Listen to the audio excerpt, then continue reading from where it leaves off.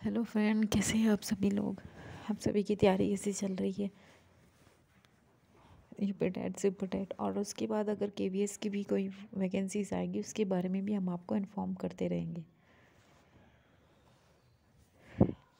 कोई भी टीचर से संबंधित जितने भी वैकेंसीज होती हैं, एडमिट कार्ड होते हैं, जो भी होगा उससे रिलेटेड सारी इन्फॉर्मेशन हम आपको यहाँ से अपने चैनल से प्रोवाइड करते रहेंगे। लेकिन जिन स्टूडेंट ने अभी तक सब्सक्राइब नहीं किया है वो सब्सक्राइब ज़रूर कर लीजिएगा और सबको लाइक शेयर भी करने को बोलिएगा।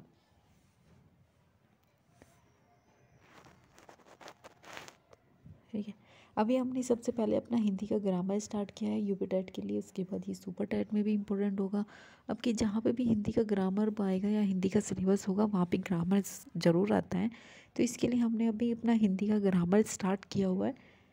इसके लिए हमने पहले अपने 2 चैप्टर करा दिए जिसमें वर्णमाला है, आप उसे पढ़िए, उससे संबंधित क्वेश्चन सीरीज भी है वो भी कीजिएगा। उसके बाद हमने विराम चिन्ह पढ़ाए हैं आपको, वो भी ज़रूर पढ़िएगा क्योंकि विराम चिन्ह के बारे में ज़रूर पूछा जाता है।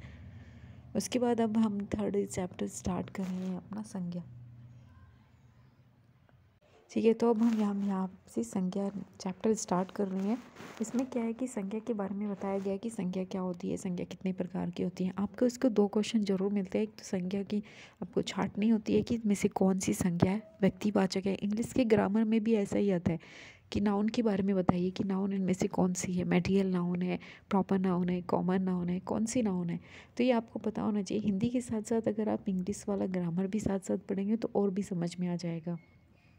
लेकिन हम आपको इंग्लिश वाला ग्रामर भी साथ में ही कराएंगे। लेकिन इसके सबसे पहले आप अपना हिंदी का ग्रामर को याद कीजिए ताकि हम आपको जब जिन भी स्टूडेंट की अगर इंग्लिश कमज़ोर है तो वो हिंदी के ग्रामर से उसको आसानी से समझ सकेंगे। अब हम अपना चैनल स्टार्ट करते हैं, अपनी आज का सेशन स्टार्ट करते हैं। हिंदी का चैनल है, हिंदी के लिए बताया गया है। इसमें क्या है, संज्ञा। सबसे पहले आप देखिए कि संज्ञा क्या होती है। आपको पता होना चाहिए कि संज्ञा की परिभाषा क्या है। कभी कभी संज्ञा की परिभाषा भी पूछ लेता है, स्पेशली इंग्लिश के ग्रामर में ज़रूर पूछता है। यहाँ पे क्या है कि संसार की किसी भी प्राणी, वस्तु, स्थान, जाति या भाव या दशा आदि के नाम को संज्ञा कहते हैं। ये आप लोगों ने बचपन से पढ़ते आ रहे होंगे कि संसार जितने भी प्राणी होती है, वस्तु होती है, स्थान होती है, जाति होती है, भाव, दशा आदि को जो भी होते हैं वो सारे को संज्ञा कहते हैं।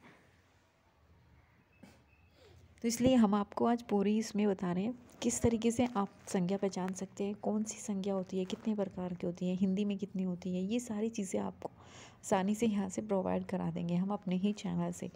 लेकिन इसके लिए आप हमारे चैनल को लाइक सब्सक्राइब ज़रूर कीजिएगा और आगे शेयर भी कीजिएगा।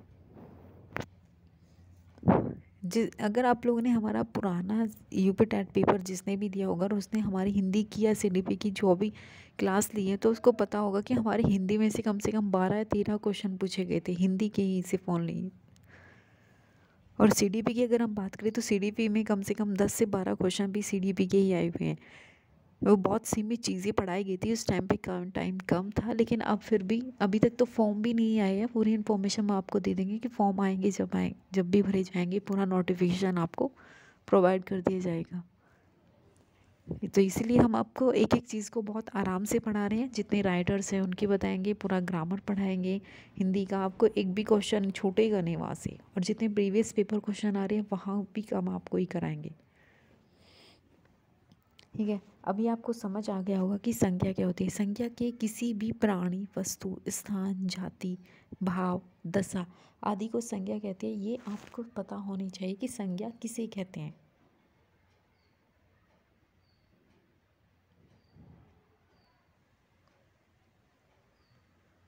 अभी देखिए, संज्ञा के आप बारे में आपने पढ़ा कि संज्ञा किसे कहती है। इस संसार में जो भी चीज़ आपको मिलेगी वो संज्ञा ही होती है। अगर आपके घर में फ़ैन है, फ़ैन भी संज्ञा है। डोर है, मेज़ है, पुस्तक है, जितनी भी जो भी चीज़ है किसी का नाम होता है या फीलिंग्स होती है वो सारी की सारी क्या होती है, संज्ञा होती है। उसे संज्ञा कहा जाता है। अगर इंग्लिश की बात करें तो इंग्लिश में इसको नाउन कहा जाता है। लेकिन आप पहले हिंदी को समझिएगा। अब यहाँ पे देखिए, सबसे पहले किसकी बात की गई है। यहाँ पे अब सबसे पहले हम बात करेंगे उसके प्रकार की। ये कितने प्रकार के होते हैं, ये 5 प्रकार के होते हैं। आपको सबसे पहले क्या होता है, व्यक्तिवाचक संज्ञा। दूसरा क्या है यहाँ पे, भाववाचक संज्ञा। तीसरा क्या है, जातिवाचक संज्ञा। उसके बाद चौथा क्या है, द्रव्यवाचक संज्ञा। और पांचवा है समूहवाचक संज्ञा। ये आप लोगों ने नाम पढ़े होंगे, लेकिन आज आप इसको और भी तरीके से, सही तरीके से समझिएगा। आपने सिर्फ नाम पढ़े होंगे, लेकिन यहाँ पे नाम नहीं पूछे जाते। यहाँ पे पूछा जाता है, कोई भी एग्जाम्पल आपसे पूछेगा, उसको बाद में पूछेगा कि इनमें से कौन सी नाउन है। इंग्लिश के ग्रामर में भी आपसे ऐसे ही पूछता है।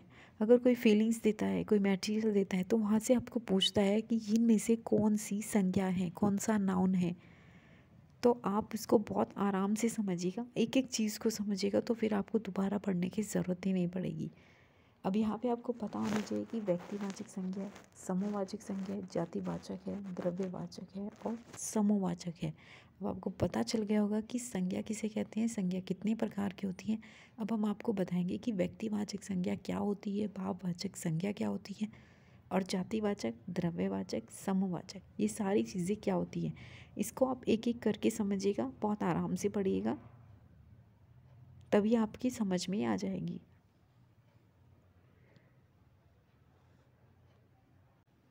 अब यहाँ देखिए, सबसे पहले हम लोग ने क्या किया है, इसमें किया है कि व्यक्तिवाचक संज्ञा। आपको सबसे पहले भी यही बताया गया था कि व्यक्तिवाचक क्या होती है,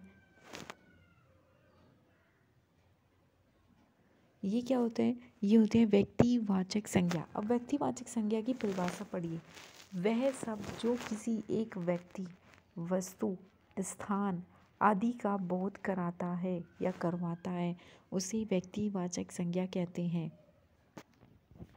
अब यहाँ पे आप ये समझिएगा कि एक व्यक्ति है, वो वस्तु है, स्थान है, उनको क्या कहते हैं। जैसे दिल्ली हुआ, आगरा हुआ, कोई स्थान की चीज़ें के बारे में बताता है। कोई वस्तु होती है, बुक्स होती है, पुस्तक होती है, मेज़ होती है, फैंस होते हैं, जितने भी चीज़ें होती हैं वो सारी ही यही तो है। लेकिन यहाँ पे बात कर रहा है कि व्यक्तिवाचक संज्ञा किसे कहते हैं।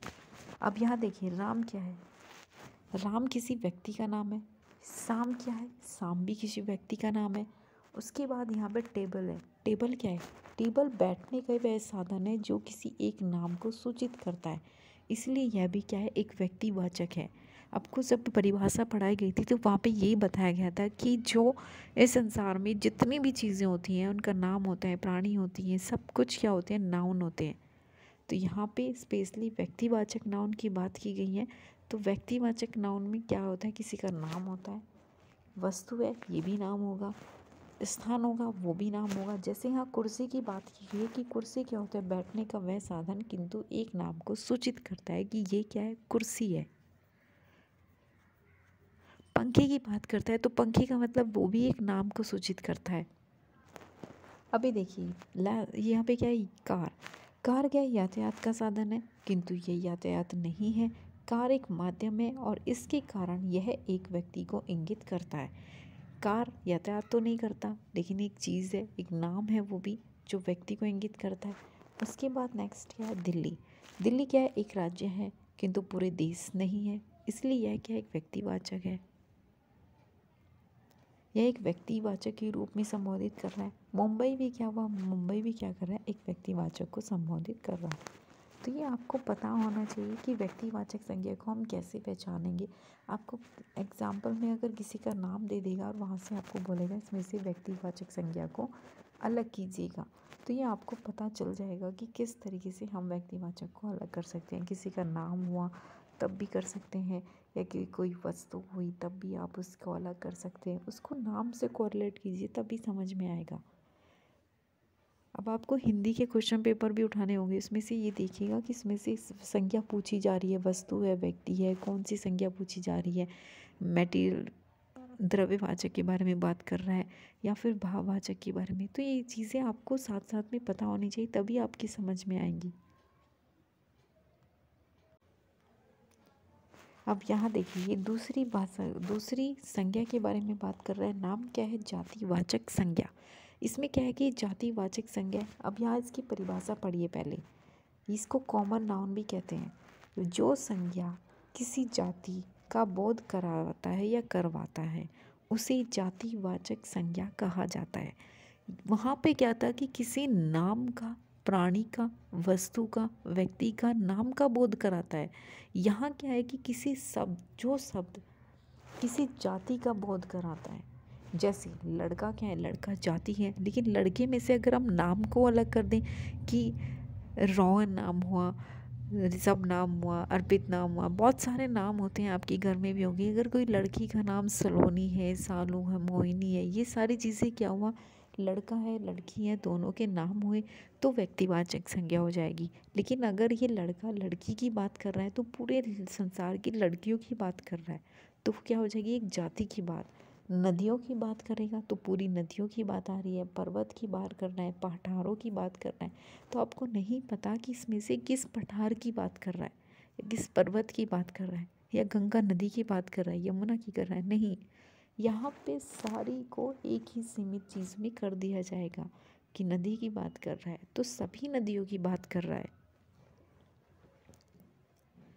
तो ये भी आपकी समझ में आ गया होगा कि कॉमन नाउन किसे कहते हैं, जातिवाचक संज्ञा किसे कहते हैं, जो किसी जाति का बोध कराए उसको जातिवाचक संज्ञा कहते हैं। और ये क्वेश्चन आपसे ज़्यादा पूछा जाता है, जातिवाचक, समूहवाचक और द्रव्यवाचक, इसमें से सबसे ज़्यादा क्वेश्चन पूछे जाते हैं। व्यक्तिवाचक संज्ञा में से बहुत कम क्वेश्चन पूछे जाते हैं।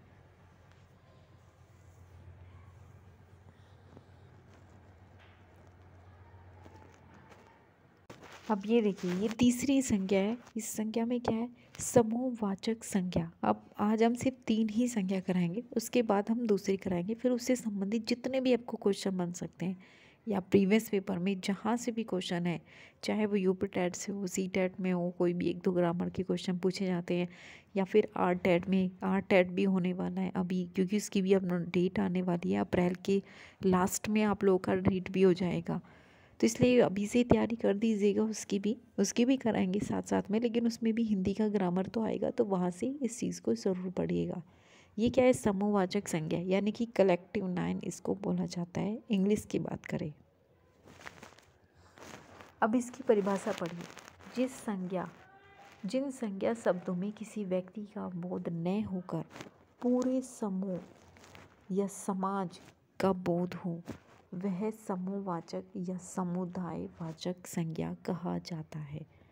इसी को समुदाय समूहवाचक संज्ञा कहते हैं, जो किसी एक व्यक्ति का बोध न कराते हुए पूरे समूह का, समाज का बोध कराए। जैसे सेना में क्या होता है कि सेना में कई सैनिक होते हैं, यह समूह की बात कर रहा है। पूरा सैनिक क्या हुआ, जितनी सेना होगी वो आपको एक एक सैनिक के बारे में बात नहीं कर रहा, वो पूरे समूह की बात कर रहा है कि ये हमारी पूरी सेना है, ये थल सेना है, ये जल सेना है। तो ये आपको पूरी सेना की बात कर रहा है, एक व्यक्ति या सैनिक की बात नहीं कर रहा। दूसरा क्या हुआ हमारा, पुलिस हर स्थान, राज्य, देश में होते हैं, उसी बड़े रूप को इंगित किया गया है कि पुलिस की बात कर रहा है। लेकिन आपको ये नहीं बताया जा रहा है कि यूपी पुलिस की बात कर रहा है, दिल्ली पुलिस की बात कर रहा है, राजस्थान पुलिस की है या फिर हरियाणा पुलिस की है। आपको ये बात नहीं बताई जा रही है, क्योंकि समूह में क्या होता है कि पूरी पुलिस की बात कर रहा है, यानी कि पूरे भारत की पुलिस की बात कर रहा है यहाँ पे, कि इस पुलिस के लिए ये उत्तराधिकारी है, या फिर इस पुलिस के लिए हमने ये सारी चीज़ें प्रोवाइड कर दी है, ये हेल्पलाइन नंबर है। तो अलग अलग स्टेट अपना करती है तो वो अलग हो जाता है, लेकिन यहाँ पुलिस की बात कर रहा है, तो यानी कि पूरे देश की, पूरे राज्य की पुलिस की बात कर रहा है। अब इसमें नेक्स्ट क्या है, पुस्तकालय। पुस्तकालय का मतलब क्या होता है, लाइब्रेरी। पुस्तकालय में अनेक पुस्तक होती हैं, यहाँ किसी एक पुस्तक की बात नहीं हो रही। ये भी आपको समझ आ गया होगा कि यहाँ पे कोई भी हम एक पुस्तक की बात नहीं कर रहे। यहाँ पे क्या कर रहा है कि कोई पुस्तक की बात नहीं कर रहा है कि आपको रामायण की पुस्तक है लाइब्रेरी में या भगवत गीता की है। आपको क्या बता रहा है कि पूरी की पूरी लाइब्रेरी एक समूह है, उसमें बहुत सारी पुस्तकें हैं, तो किसी एक पुस्तक की बात नहीं कर रहा, सभी पुस्तकों की बात कर रहा है। नेक्स्ट क्या है हमारा, दल तो आपको वैसे भी समझ में आ गया होगा कि दल क्या होता है, व्यक्तियों से मिलकर बनता है, समूह होता है। जैसे कभी आपने पढ़ा होगा चींटियों का झुंड, मधुमक्खियों का छत्ता, तो ये क्या होता है, पूरा समूह की बात कर रहा है। झुंड की बात कर रहा है, यानी कि झुंड में चलते हैं वो सारी चीज़ें, तो ये भी पूछे जाते हैं समूह में। इसके बाद क्या है, समिति है, आयोग है और परिवार है। आपको इतना समझ आना चाहिए जो भी शब्द है वो किस वे में है।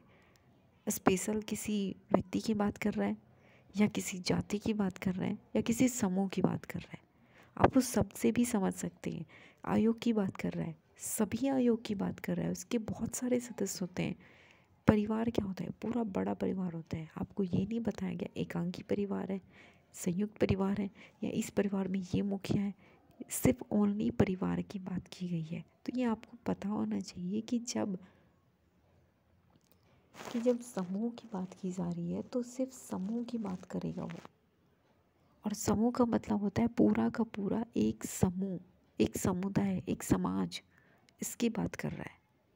आई होप कि आपको समझ आ गई होगी कि हम आपको संज्ञा पढ़ाए हैं तो आपको समझ आ गया होगा।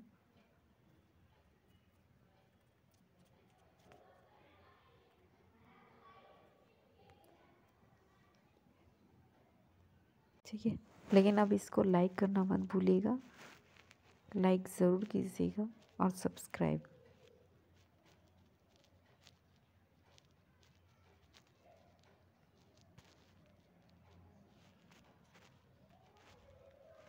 और शेयर भी कीजिएगा, जो लोग अभी सुपर टेट या टेट की तैयारी कर रहे हैं स्पेशली उन्हीं लोगों को शेयर कीजिएगा।